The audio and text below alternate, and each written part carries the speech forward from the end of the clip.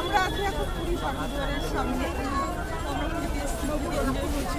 দেখো খাবার, এখানকার বিবাহ পাপড় সেদ্ধ, যেটা ভুট্টা বলি আমরা, গরম গরম পাপড় সেদ্ধ খাচ্ছি। আর সমুদ্র বিচে যে রাত্রের যে ভিউটা, অসাধারণ ভিউ, জাস্ট অসাধারণ, মানে কি বলবো। যারা এসছো তাদেরকে বলছি না, যারা আসুনি তাদেরকে বলছি এখন সিজন চলছে পুরীতে আসার জন্য।